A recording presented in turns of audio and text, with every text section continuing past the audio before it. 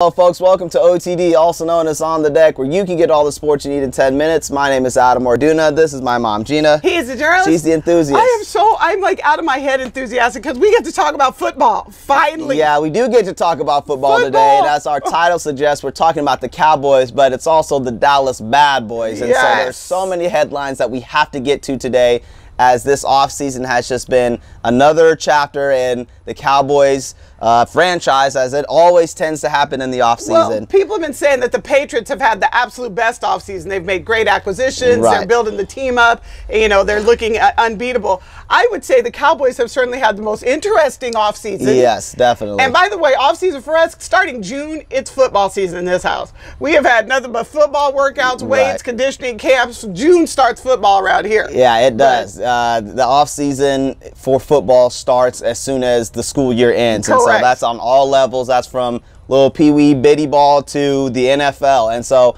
you're training, you're working hard.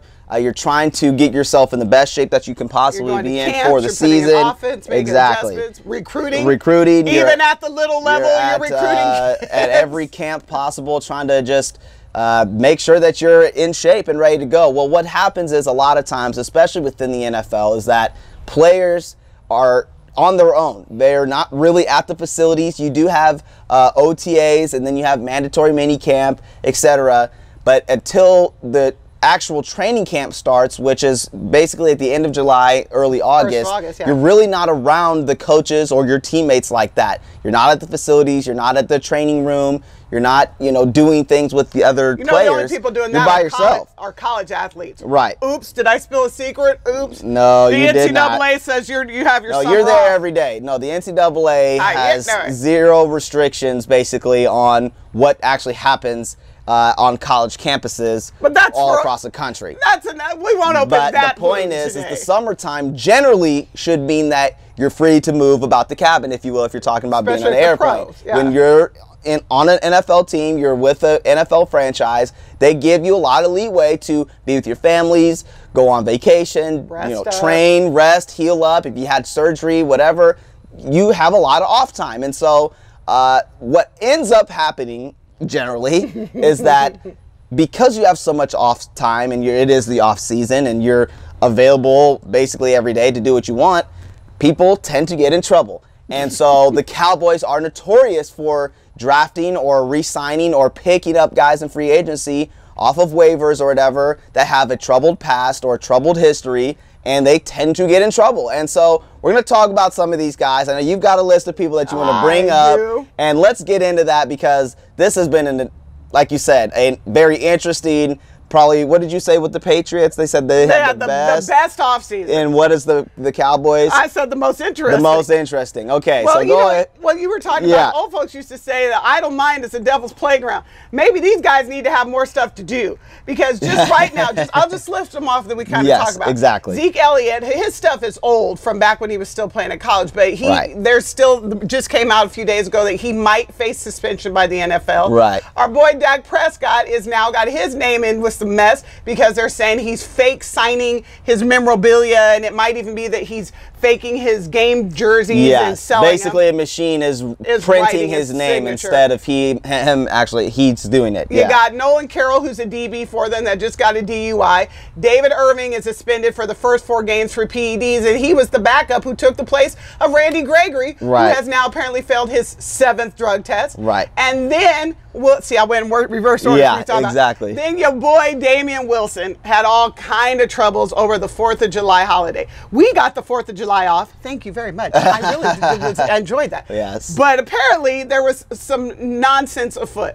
So that's just off the top of our heads, how many is that? 1, 2, 3, 4, 5, 6, 7 Cowboys in trouble just as soon as they turn around. Exactly. You get cut loose for a few days and all of a sudden you start turning up and we call that showing your behind. Yeah, exactly. Showing your behind. Exactly. Well, let's talk about the Damian Wilson situation because that just took place over the 4th of July holiday. And he basically got charged with assaulting people with a deadly weapon and his vehicle. So 2 counts of it. 2 counts. Yeah. Basically, he was trying to, I don't know if you would call it running over or what, but he was basically trying to bump a female I don't know where this actually took place. It was in a parking lot somewhere at a 4th of July event. Right. And he was not happy with the people that were taking the parking spot that he was either backing out of or backing into or trying to maneuver his way out of the parking lot. And it's limited space. If you ever been to a professional game or a concert, right. It gets very crowded. Or even like if it's a big 4th of July spectacle. Yeah, exactly. Like my brother in Seattle hosted. He worked for an organization, and they put on the fireworks. Yes. So there was like a concert and activities. So people would come and they would picnic or tailgate, and then you stay all day, and then at the end you do 4th of July. Or if you live in a major city or even some smaller cities, correct. You have a baseball team there. The team plays, and then you stay and you watch the fireworks at the end. But either way, it's a lot of people generally in a small area. Right. And apparently he's in the parking lot. There were some tailgaters taking up 2 or 3 spots doing their thing. And like you said, he was either trying to come out or go in, but somebody wouldn't get out of his way. Correct. Well, so he tried to bump or run over, if you will, the woman. Oh my God. And then he felt like he had to take it a step further because it was either a passerby or Good Samaritan or somebody that was associated or her boyfriend. With the group. Yeah, we don't know. It was just another a man was trying to jump in and stop the altercation, and this is Damian Wilson, precisely decides to pull out a firearm and point it at the male now. So he, like any other normal person, would be getting in trouble for that. So they called the police, and he got charged for assault with a deadly weapon. And I'm assuming both assaults, one is probably for the car and the other exactly. I heard it was a rifle, but I don't know. But right. You don't know. I mean, exactly. My father always had a gun in the car. So well, and exactly. Don't know. And nowadays, conceal and carry is everything. Correct. So that's correct. So that's Damian Wilson. Now he's not necessarily a main player for the Cowboys. He's a linebacker. He's kind of in that second, position. Right. But he started 6 games, and so that's good money. Well. And he's a pretty good player. I was watching some of his highlights. He's a mean little sucker out He's there. good. He can hit, and he's smart. He's got good instincts, and so you hate to see that from one of these guys who, hey, you're not a legitimate starter, but you're making your way there. And it's like, even if you're always auditioning, you're always auditioning, and so you don't want to have this. You get dropped, and then all of a sudden now you're trying to go to another team. And they're like, well, what happened with your situation on the floor? The first thing anybody's going to ask you about is assault with a deadly weapon. Right. Let's be clear. Exactly. Your name's no longer Damian Wilson, football player. It's Damian Wilson, assault with a deadly weapon. Even if all the charges get dropped, trust and believe. That's all people are going to. That's what we're talking about. Exactly. Now, I do want to say this. There are always 2 sides to a story. And we don't know any of the story. We were here. Exactly. We were in KC mode doing fireworks. But I have been in situations where I've gone to watch fireworks or have had my kids with me, and people are obnoxious. They were drunk. Yes. Even at football games. There were times where people were nicer to us when they found out you were on the team. Yeah. But before that, people can get really out of hand. And maybe the woman was intentionally blocking his car.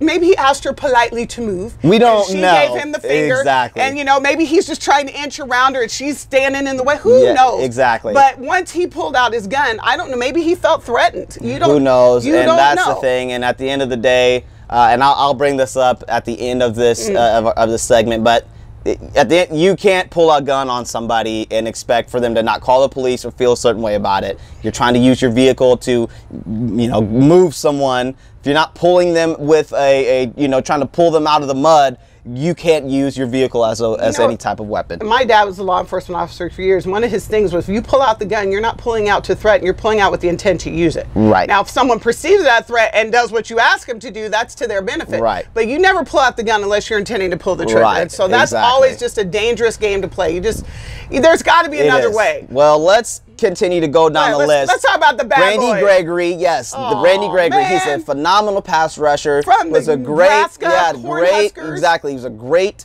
pass rusher for Nebraska. He's got long arms. He's all the talent in the world.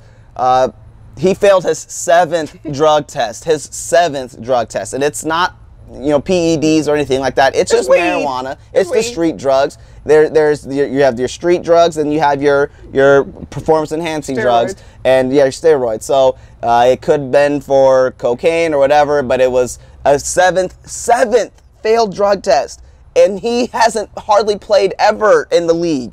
And you would think at some point it would just stick with you and just be like, I'm done doing this. But no, do you 7. think he wants to play? I mean, honestly. I don't think so. I don't think he wants to play that much. That bad. So, like, I love red wine, but I don't drink it before we do the show. You know what I mean? Like, exactly. You know, I just don't think he wants to hopefully, maybe, I don't know. Okay, David Irving. He was, again, like you said, he was the understudy, the replacement, the backup for Randy Gregory, and he came in and showed out and shined last season. He is now suspended, actually, for PEDs. So Randy Gregory is suspended for street drugs, and David Irving, the backup, is now suspended 4 games for PEDs. Again, 2 really good pass rushes for the Cowboys who need them, and they're done. And you talked about Nolan Carroll. He's a defensive back. He's one of these guys that has a lot of potential. Again, a potential guy, but he got pulled over for DUI. That's still pending. We don't know what the suspension may be for that or if there will be, but that's another situation where it's like bad press, bad headlines, too much. Okay, and then we talked about Dak with the fake signatures. Hopefully that just blows over and no one cares too much about it. But when you're the starting quarterback and you are Dak Prescott, people are going to be on you. And so hopefully nothing really comes out for it, but you never know because that stuff can be really expensive. People are paying for authentic jerseys, and if your signature isn't authentic, people could maybe sue. I don't know. There was a story that came out about Eli Manning right here at the end of the season where he was supposed to be selling authentic game-worn jerseys, and the jerseys were, you know, not stuff he actually wore. And somebody's out there scuffed them up, and he's signing them, and people are paying thousands of dollars for these on the memorabilia market. Yes, correct. So now you got Dak, who's just 1 year in, and he's already being accused of that. And, you know, maybe he doesn't know that the signature machine. Because think about it, it is his signature. It's just being copied by a machine. And now they have the kind of machines that make it really look like it's yours. Maybe he didn't sign off on it. Who knows? But again, it's still bad publicity and bad press, and Dak doesn't need that. And then finally, let's talk about Zeke. We already kind of talked about it, but he's got a laundry list of things. That's just him maturing, and we know he's kind of got some social issues anyway, so he's got to have a personal handler around him. He needs a handler. So that way he doesn't go into the deep end. He has got because so much talent. He is amazing. Yeah, we all want to watch him run. But somebody needs to be glued to his hip. Yes. You need to be, you know how you see little kids and their parents got the leash on them when they're going through the mall or the zoo? Somebody's got to be that person for Zeke Elliott. Exactly. Well, and then so my final point with all this is that if you're an NFL player, you're an NBA player, you're an MLB, you're in the professional leagues of any athletic sport, you can't do anything. You might as well just get you a trailer, put it in the parking lot, and so that way you go straight from your trailer to the facilities and back. Because if you do anything outside of the facilities or the you know, stadium or anything like that, people are going to take pictures of you. People are going to want your autograph. And all of that is fine if you handle it appropriately. But when you are such an iconic person, an elite athlete, which people want to be around, it is going to be hard for you to not be in the limelight. And so you just have to be responsible. And I understand that people love their Cowboys, and some people might know who Damian Wilson is, and some don't. Some people might just saw a really big dude trying to hit you with the car. You just don't know. So at that point, is it worth giving up everything you've worked out hard for? Probably It really isn't. Well, we will hang out with us. How about that? We're football people. Come hang out with us. Come give us an interview. I was gonna say, why don't you come sit We'll right get you here. some Kansas City barbecue.